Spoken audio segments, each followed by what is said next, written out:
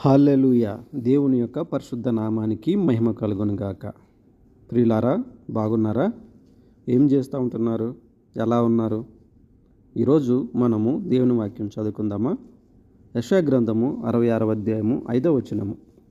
యెహోవా వాక్యమునకు భయపడువారులారా, ఆయన మాట వినుడి.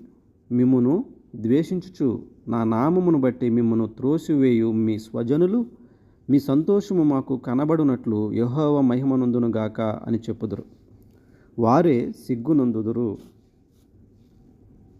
ప్రియమైనటువంటి వారలారా, ఈ వాగ్దానం మన జీవితంలో మనం కలిగి ఉంటే ఎంత బాగుంటుంది.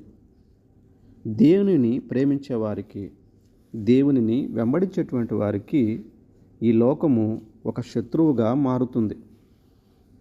ఆయనను ప్రేమించడము అంటే ఈ లోకాన్ని మనము ద్వేషించడమే. ఈ లోకములో ఉన్నటువంటి వాటికి మనము దూరంగా ఉండడమే.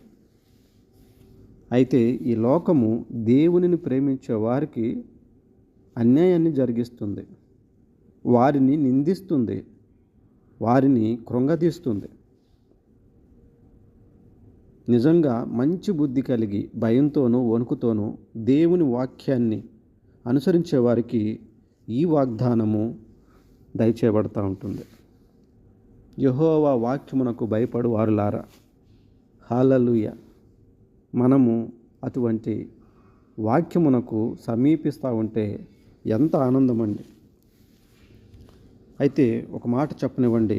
కీర్తనకారుడు 38వ అధ్యాయము 20వ వచనం అంటున్నాడు కదా, ఈ లోకము మంచికి చెడు చేస్తూ ఉంటుంది, చెడు చేయడమే వాళ్ళ పనిగా పెట్టుకుంటున్నారు.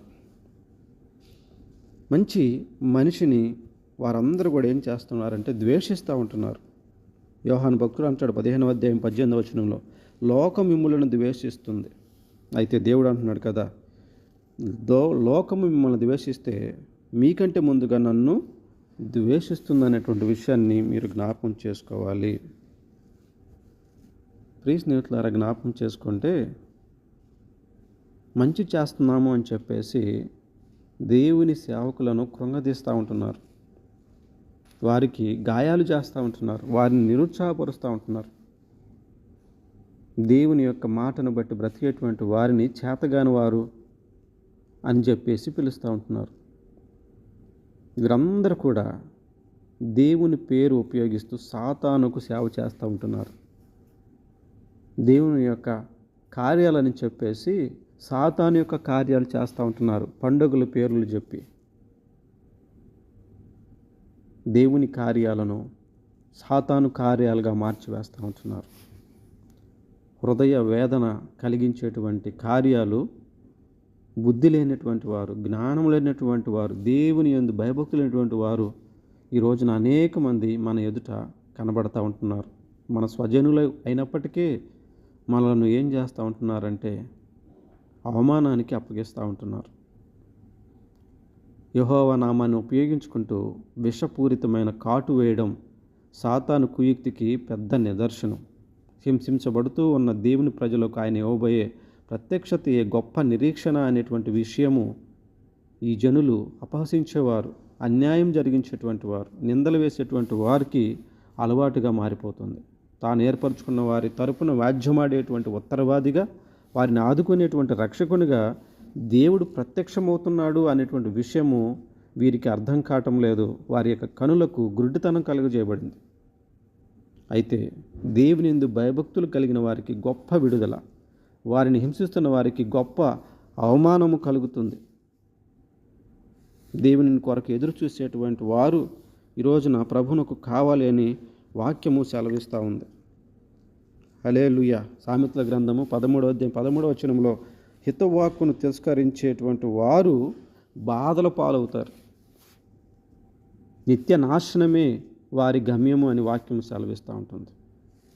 ప్రియ స్నేహితులారా, మనమందరం కూడా దేవుని పిల్లలమని చెప్పుకోవాలి అంటే యెహోవా కార్యాలను ఎతికేటువంటి వారుగా ఉండి వెళుతూ ఉంటున్నప్పుడు ఇలాంటి ద్వేషించే మనుషులు, దేవుని యొక్క నామాన్ని త్రోసివేసేటువంటి మనుషులు మనకు తారసపడుతున్నప్పుడు హల్లెలూయా, వారు సిగ్గునందుతారన్న విషయాన్ని మీరు మర్చిపోకూడదు.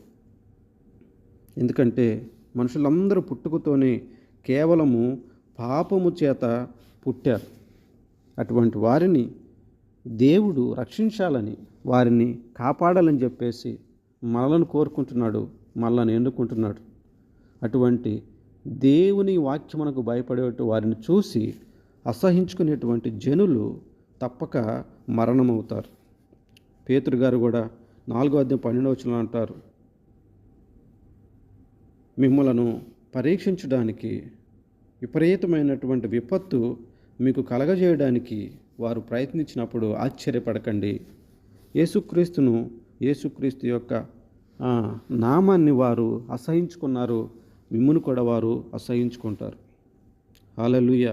సత్యమును తెలుసుకోకుండా నోరు మాటతో వారు మిమ్మల్ని కృంగతీస్తారు.